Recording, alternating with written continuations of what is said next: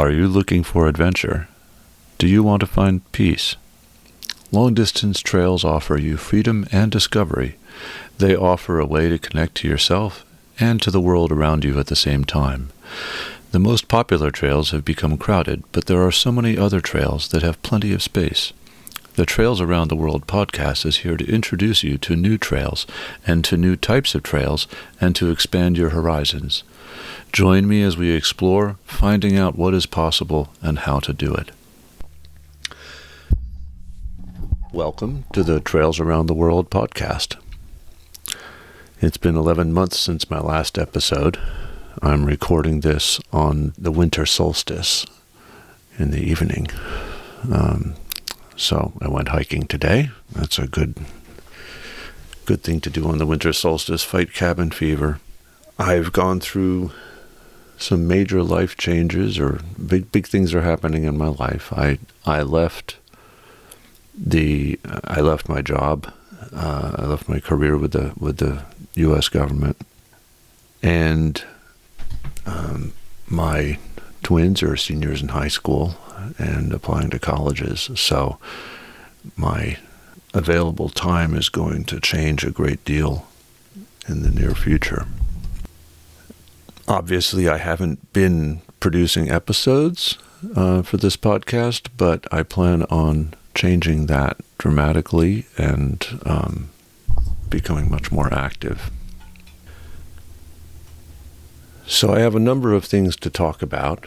I have a couple of episodes that I'm planning to record, and I recently purchased a tent.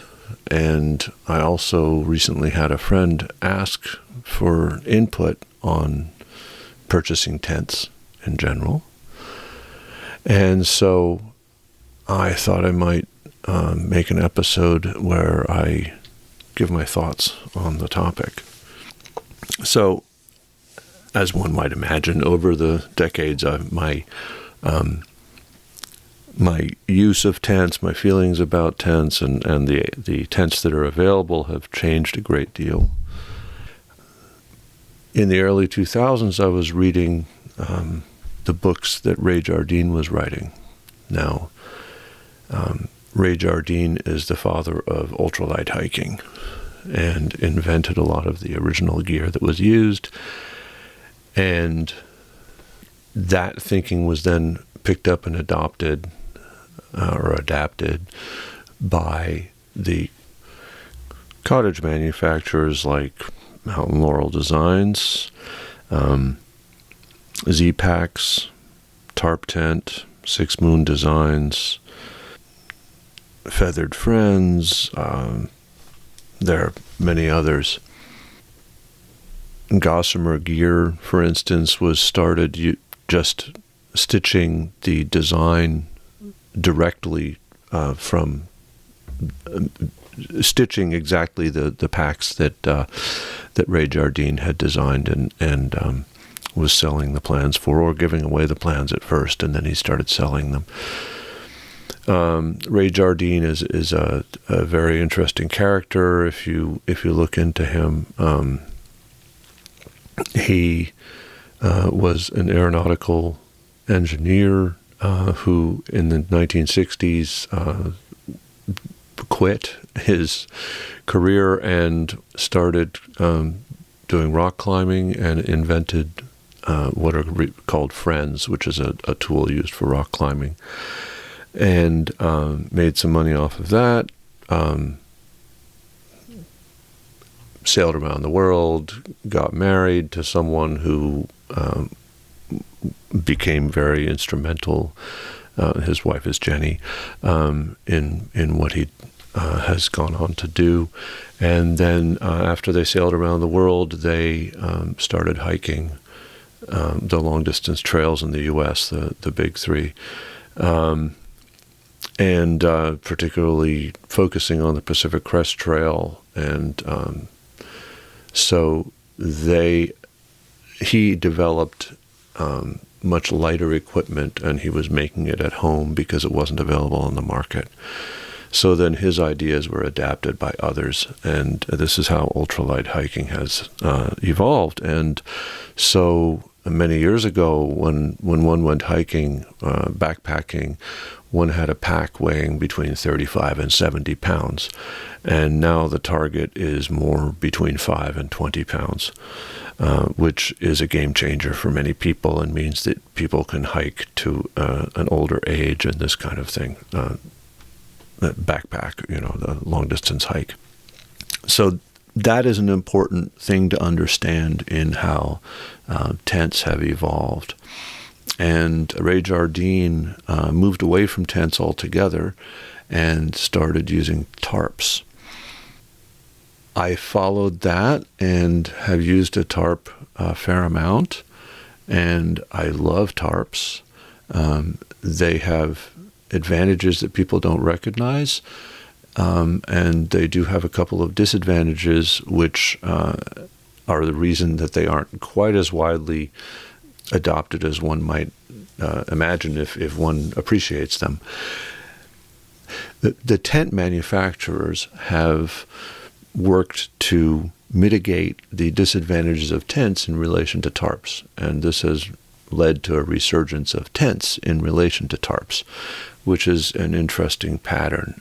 Tents, of course, are a higher value item to sell because a tarp is so simple that there's not too much that one can do in terms of developing one for sale, and thus capitalism being what it is, tents have been what has received attention. I think also the spread of Lyme disease has been a big issue in the resurgence of tents in relation to tarps. And in fact, Ray Jardine himself stopped using a tarp without having a net interior, which decreases the most obvious advantage of tarps, which is their low weight. And when you have to carry something additional to protect yourself from ticks and Lyme disease, obviously the weight advantage does not evaporate, but it does it is lessened. What are the advantages of tarps? Well, the obvious one is weight, and tarps are far lighter, and tents can't even compete.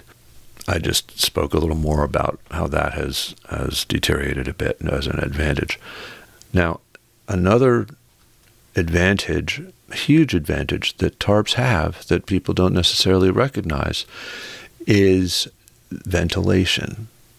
And in fact, I've been through 2 snowstorms under tarps, and probably was more comfortable than I would have been in a tent. And I'll stick by that statement, although many people would find it hard to believe. The reason is that a tarp does retain a surprising amount of heat underneath it. And at the same time, the ventilation, which is perfect ventilation, of course, you've got a great cross flow of air. The ventilation means that there's no condensation, and condensation is a big part of what makes you so cold in a tent in a snowstorm. And tarps also tend to have more space under them than would be in a tent. So it's more comfortable in a sense, a fairly obvious sense.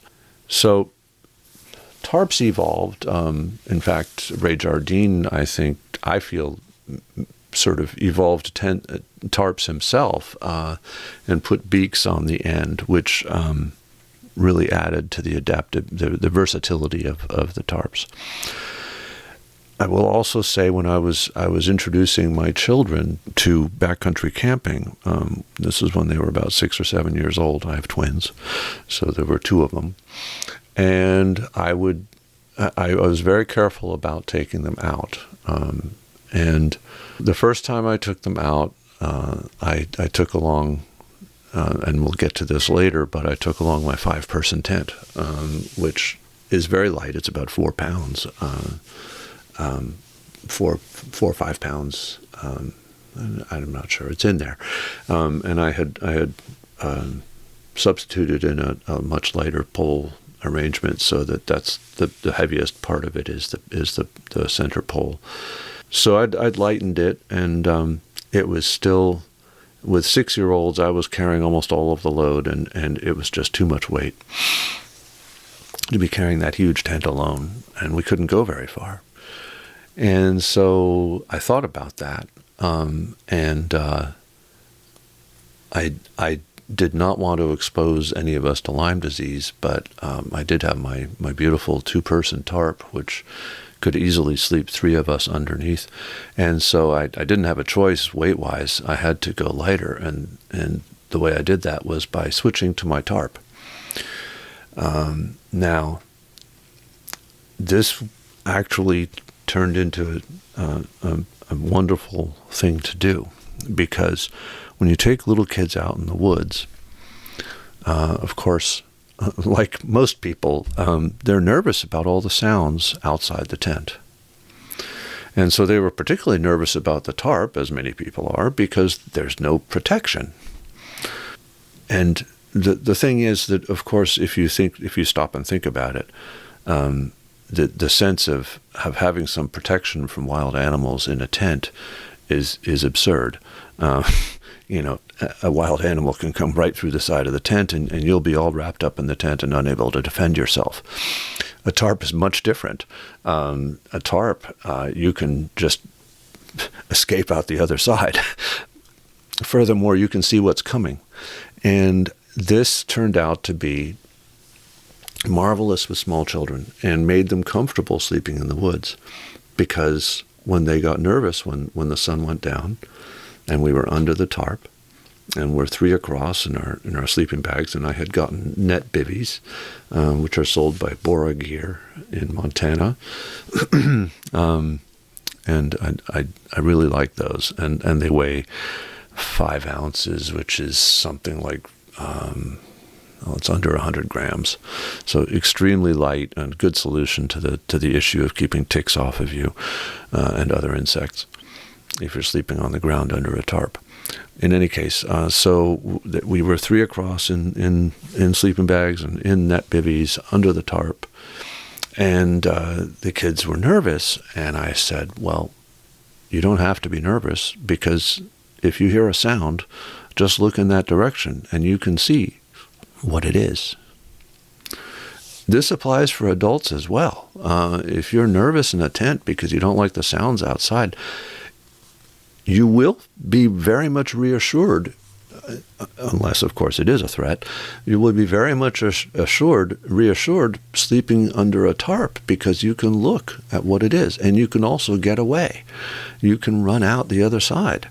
Whereas a tent, you're trapped. And you can't see what that noise is, and the noise becomes much more scary when you can't tell what the source is. It turns out to be a squirrel, and the squirrel is not going to hurt you, or a deer. The deer is not going to hurt you either. It's not a bear. It's not a mountain lion. These are some of the reasons I love tarps, but I don't want to spend this episode talking much about tarps, because hopefully I've convinced you that they're worth a try, but most people end up with tents. And as I was saying, tents have become much lighter and much easier to see out of. So I think that they have, as I said, had a resurgence. So if we're going to talk about tents, and there will be a little bit of a sort of story of my progression here as well. The big disadvantages that tarps have, I mentioned one, which is that insects can get at you, or ticks. They lack privacy. And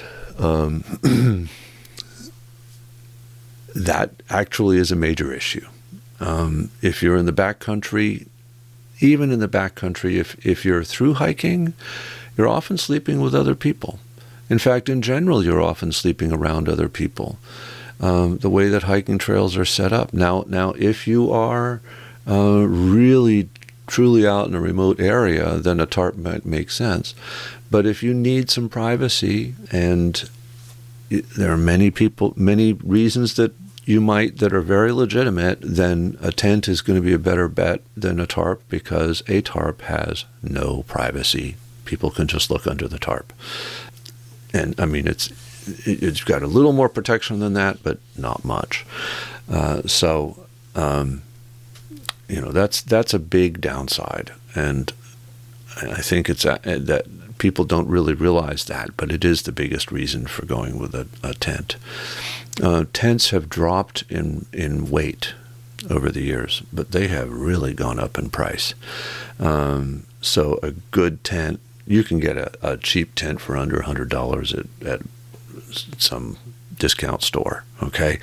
But and there is a brand that is recognized as actually being pretty decent, made in, I'm guessing China, I'm not sure, that's available on Amazon, for instance. It has a pretty good reputation, and that uses hiking poles to keep it up, instead of having poles that come with it. And that that's not an original idea by the designers of that tent. That is one of the things that has become very popular among ultralight tent manufacturers or designers, as I will come back to. And it's a great way of saving weight, assuming that you use hiking poles. If you don't use hiking poles, then you're going to end up buying other poles that are lighter than hiking poles, but still weigh something and negate some of the advantage of that kind of arrangement. So, for years now, I've had my tarp and 2 tents. My tarp could sleep 2 or 3 people under it. I also have had a Go-Lite Shangri-La 5 tent, which is, I think, somewhat of a sought-after item now. Go-Lite was a company that originally worked together with Ray Jardine and sold versions of his tarps, and then they fell out and had a disagreement and Ray Jardine stopped allowing them to produce any of his designs, and so on. But Go-Lite continued to be a manufacturer of ultralight equipment, and sold a backpack that they had designed themselves that had not been designed by Ray Jardine, which was one of the early ultralight packs that was very popular among the ultralight crowd. So the tent that I have from them is a 4 to 5 person tent, supposedly 5, but really realistically probably 4, and it looks like a teepee. It's a cone-shaped or a pyramid-shaped tent with one main support pole in the middle, and it has a huge reputation for being. It's designed as a 3-season tent, but it does very well in 4 seasons. And it can really withstand a lot of weather, partly because of the shape and because of the design, with just one big solid pole in the middle and then staked down around the sides, so that you can stand up in the middle of the tent, but then the sides come down pretty low, and so it sheds wind and sheds snow, and it deals with weather very well. Very solid tent, 4-person tent, less than 6 pounds, if I remember correctly. I haven't looked at the weight of it recently. Once you own it, it doesn't really matter that much. I mean, if that's the tent you need to take, then that's the tent you take out of the ones you have. I love the tent. I don't use it very frequently. I used it on the trip that I described in my last episode, actually, with my son, camping on islands in Maine, and it went through major storms on that trip, and kept all our stuff dry, and kept us dry, and it did very well. But it was also bigger than what we needed for just the 2 of us, although the sun is pretty big. And it is not self-supporting. So by that I mean you can't set it up without staking. You need to have stakes pounded into the ground in order to hold the pole up and keep it upright. That self-supporting issue I'll come back to in a couple of minutes. So that is a special tent to have. It's really useful to have a tent that big, but as I said, I don't actually use it that often. Now, my mainline tent for many years has been a tent from the company Tarp Tent, and they are one of the cottage manufacturers that manufacture ultralight equipment. The larger manufacturers have been slow to get into manufacturing ultralight equipment. Some of the backpack companies do. Montbell in Japan was probably the first major manufacturer to start manufacturing ultralight equipment, and they certainly, probably in terms of a very mainline company, probably have the biggest selection still to this day, and are real trailblazers in that sense. And they aren't very well known outside of Japan, but in Japan, they are bigger than REI in the U.S. and Canada has MEC, and Montbell is just huge in Japan. It is the outdoor store. There are others, but Montbell makes lots of good equipment with interesting designs and terrific rain gear, for instance, the best. So Tarp Tent makes tents, and I've owned two of them, and they are still very much in business. I think they have moved their production offshore, I believe, but I'm not certain. Now, the first tent, I've owned two one-person tents from Tarp Tent, and I realized a couple of decades ago that I really needed to have a one-person tent. For all the reasons that I just mentioned in terms of tarps not always being the perfect solution. And when you go out with a group of people, trying to share your tent often just doesn't work, unless you're with a romantic partner, where obviously you might share a tent. Although there would be an argument in that case, even in that case, for perhaps having separate single-person tents, but most couples would not.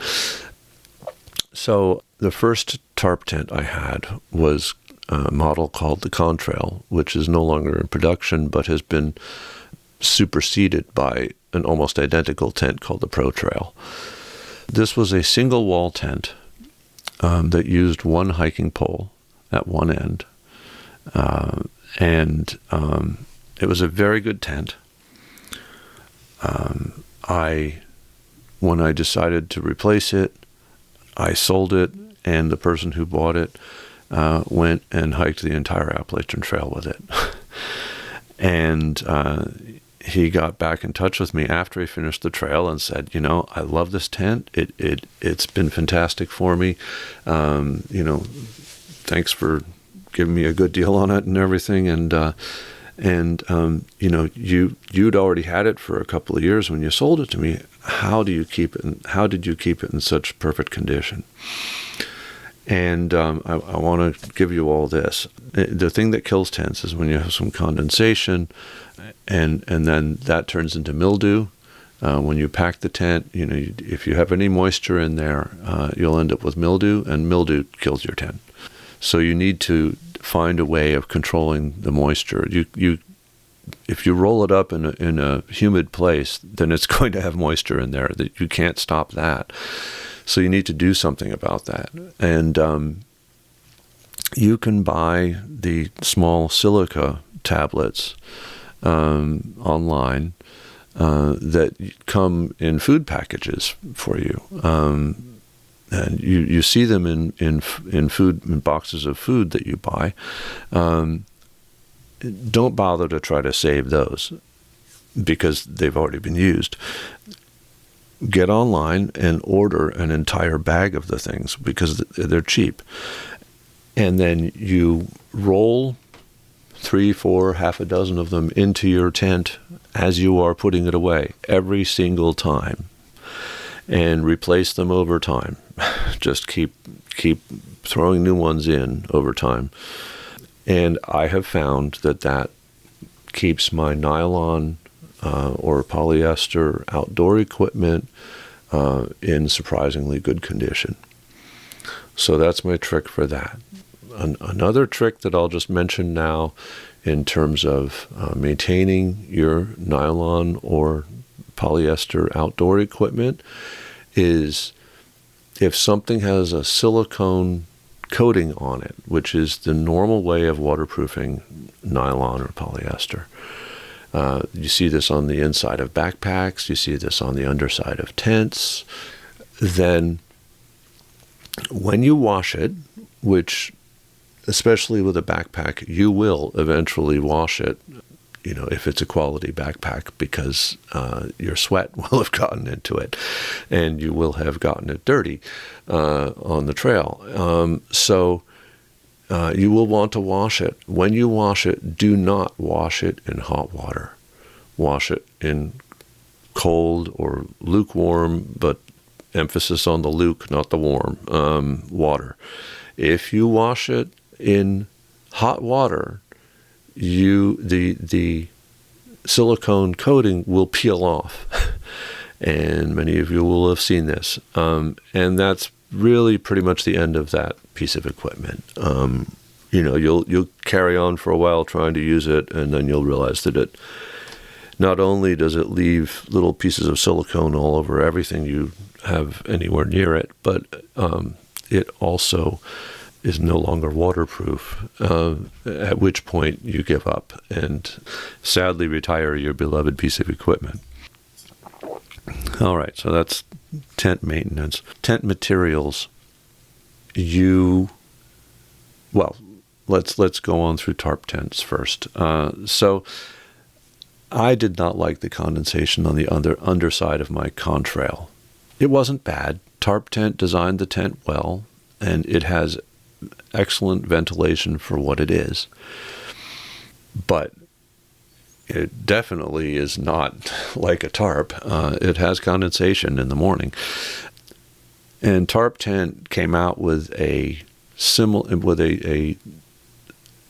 more comfortable looking shape of tent that had double-walled construction. A double-walled construction means having basically you have a net tent, and then you have a fly sheet, it's called, the fly sheet that goes over the net inner tent. And this controls the condensation and ventilates much better than a single wall tent. And so I sold the contrail, and I got myself a tarp tent notch when that model came out. And so the notch has 2 hiking poles supporting it in the middle, and is sort of an A-frame shape, and it's got vestibules on each side. It's a one-person tent also. And so being an A-frame shape means that if you sit up in the tent, you've got full headroom. But there's no wasted space. I mean, as you lie down, your head will follow the shape of the tent, and then the end of the tent will just be 8 inches or less than a foot above your face, and that's 20 to 30 centimeters, say, so 20, 25 centimeters above your face at the end. But being double-walled, and since that's netting, that doesn't make you claustrophobic, and especially because you can sit up, or you can open the vestibules on each side and see out the sides and have a beautiful cross-flow of ventilation, which in most cases is what you want to do. I find that I like to sleep with both sides open, not fully, but 50% open, so I can see out in most directions. So you can hear that it has a lot of the advantages of a tarp. The company, obviously was founded with this objective of addressing the sort of trying to get the best of both worlds between tarps and tents. So I have loved my tarp tent Notch. It's very light. It's I think 900 grams, so under 2 pounds, or around. It's just under 2 pounds, so maybe it's 800 grams. 1 pound is about 450 grams. It's light. It's slightly heavier than the Contrail or Pro Trail, but it's worth it for the greater comfort of that tent. It takes a little bit longer to put it up because of the double-walled construction, but it's pretty good. So that's been a terrific tent, one-person tent over the years. What are the limitations of it? Obviously, it's only one person, but also you need to have your hiking poles with you, and it is not self-supporting. So if you are on a beach with sand that is too loose to drive stakes into, if you're camping on rock where you can't pound stakes in, and you can't find, and it's going to be windy, and you can't find big enough rocks around to tie your guy lines to, then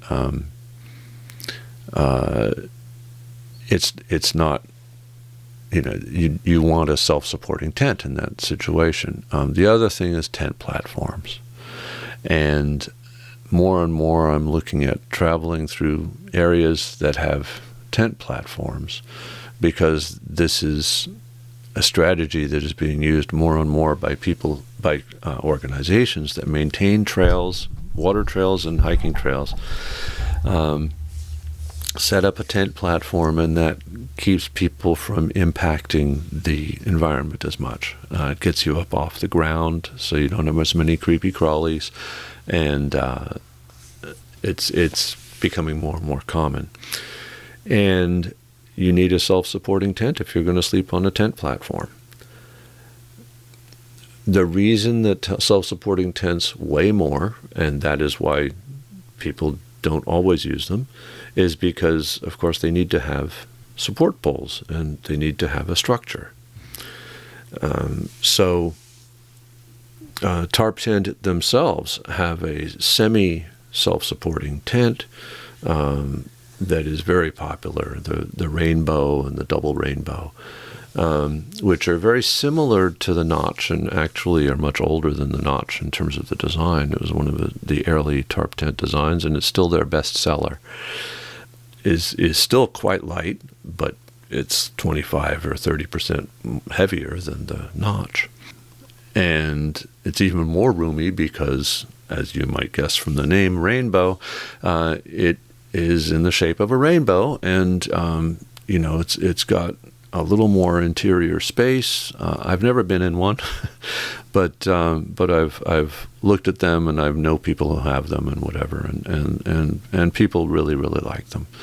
They have a single supporting arch over you, and then you can, if you want it to be fully supporting, you can put your hiking poles at right angles at each end on the ground, and that will hold up the structure if you tie everything together in the right way. So you can hear me heading towards, with these tent platforms, needing a self-supporting tent. And if I'm going to carry something a little bit heavier because of that, since I already have a single-person tent, I'm going to go towards a two-person tent. So I started researching tents, and this is an ever-moving target, constantly moving target in terms of, what tent is going to work for you. And actually, I ended up buying a tent that is just being discontinued. So, and when a tent company discontinues a tent, it's because they're bringing out something that's better in almost every case. So what I've just bought is a Nemo Dragonfly Osmo. Osmo is the fancy fabric they use, which is a proprietary fabric. And the Nemo Dragonfly is available in one person, two person, and three person configurations, which is just how wide the tent is. So the one person, I think, is a little wider than one sleeping pad, and a two person is the width of two narrow sleeping pads, and the feet would have to the foot end of the sleeping pads would need to overlap slightly. So that's very tight for two people and very roomy for one person, which is kind of a sweet spot. And then if you really are going out to do a long hike with two people, you'd probably want to get a three-person tent, which is often the pattern that one finds. So if you're really going to have two people in the tent all the time, you probably want a three-person tent, which then I think it's 70 inches wide. So that's narrow sleeping pads are 20 inches. Wide ones are 25 inches. Sorry for working in inches for those of you who are not American. 25 inches is going to be about 63. Sorry, wait a second. Yeah, 25 inches is going to be like 63 centimeters. So 20 inches is going to be 50 centimeters. So the three-person weighs more, but has much more room. You can fit three people in there, and for two people, it's a palace. You've got plenty of extra room. And the reality is that if you're out for a really long hike, at some point you're going to have to spend an entire day in the tent because it's raining too hard to go anywhere. And so people realize that they want to be comfortable in that tent, and it's quite important. You don't want to be in a bivy bag, sewn in there, trapped in there. Then you'll need to move because you'll be going crazy and feeling claustrophobic, and there's a reason you don't want to move because the weather's so bad. So that's why people end up upsizing to one more person than they actually have in their party. So I bought a two-person because I would expect that I would use it in reality, probably find myself using it alone most of the time, but I want to be able to have one of my kids with me. If I have both of them with me, I'll be taking the Shangri-La. But if I have one of my kids with me, then the two-person, will be a little close to each other, but it's light. So the advantage of discontinued merchandise here is in the price. Normally a $500 tent, that's expensive. I just got it for $300 because it's discontinued. As I said, next month I might be sitting there regretting because they bring out a brand new tent for $500, probably a little more, $550, that is several ounces lighter, or has a better fabric in it or something like that. But I got it for almost half price, so that's good. If they bring out another one for $550 and I paid $300, then I'm ahead of the game. So you can watch for that type of situation, and try to find out what the new one will be like. But that is one way of keeping your costs down. So that's kind of what I have to say about tents. One thing I did not touch on, I think, is materials. I was going to talk about that, and then I went back to tarp tents. There are two main materials that are used in tents. They're nylon, or actually it's normally called sil nylon. So it's silicone-coated nylon. And the other material is DCF, which is Dyneema composite fiber. It used to be called Cuben fiber, and then that company was bought, and the new company changed the name. Dyneema is used originally for sails on racing sailboats, but also it's used for bulletproof vests and this kind of thing. It's not Kevlar; it's different, but it's used for lines on sailboats. It's stronger than steel in one direction, but not in every direction. It's not as strong as steel, not stronger than steel in every way, but it is extraordinarily strong. And at the same time, it is not abrasion resistant. So it's used a great deal on tents and backpacks in the outdoor industry, and it costs a lot. Okay, so if you have a $600 tent in nylon, tarp tent produces the same tent in both materials. And I'm not looking at the website right now, but I think if you want a $500 tent made out of DCF, it's going to be more like $800, $750, $800. It's a like at least a 50% markup, and that's not profit. That is the difference in the material cost. DCF is really, really expensive. Now, nylon is notorious when it gets wet, it stretches, which means that your tent that you staked out before the rainstorm sags, and then the water wants to drip on you, especially if there's condensation. So the Nemo Osmo material is supposed to not sag as much. It has polyester woven into it. Different companies try to address that sometimes. But nylon is really strong, really well proven. Everybody knows the problem. You have to watch out for mildew. But and it lasts well. In all of these tents, the ultralight tents are pretty fragile. They're strong against the wind, hopefully. I mean, the good ones are, because of the way they're designed. They're structurally strong, but they're not able to stand up to abuse. So you need to treat them tenderly and carefully.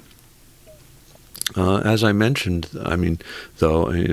nylon is pretty abrasion resistant in the overall scope of things. DCF is not. So DCF wears out. And so it's very expensive, and it's not all that long lasting. And so I think the use case for DCF is pretty limited. If you are going on a thru hike and you have the money, then DCF weighs much less. DCF tents are astonishingly light, and DCF is a nicer material. It does not stretch when it gets wet. I believe it breathes even. People say it's just setting up a DCF tent is wonderful. I have never used one. Wonderful compared to setting up a nylon tent. But the cost is, it has to be worth it to you, and you have to have the money to spend on that. Now, I do recommend buy good equipment, but that's a lot of money. And you can spend that money on other things, even a couple of nights in hotels maybe when it's raining. But whatever. If you're going out for a thru hike and you're going to be living in that tent every single night for the next 6 months, then it might be well worth it to get a DCF tent. But what I hear from people is that, you're lucky if you make it 2 seasons of thru hiking in a DCF tent. It's your home, so it's cheaper than rent. So, that's not unreasonable. That's pretty good performance. But a nylon tent might last longer than that. People will do 3, 4, 5 long thru hikes in one nylon tent, and it'll last. And DCF is 1 or 2 seasons, and it's done. So that's all to be considered. Again, if you are thru hiking and you can afford it, DCF is probably the ticket. But I'm not sure of other use cases where you really would want to go with DCF. Anyway, that's what I have to say about tents. I hope this was worthwhile to some people. And I will be back talking about trails instead of tents. Actually, I will be back talking about what I did outdoors this summer, which was not trails necessarily. But I'll get back to that. But I also have a trail that I'm going to discuss in another episode. So I hope to talk to you soon. Well, I plan to talk to you soon. Thank you for listening to the Trails Around the World podcast. Please visit us online at trailsaroundtheworld.com. That's all one word. And please like the Facebook group under the same name. If you appreciated this podcast, please leave a review on your favorite podcast source, such as Spotify or Apple Podcasts. Happy trails to you.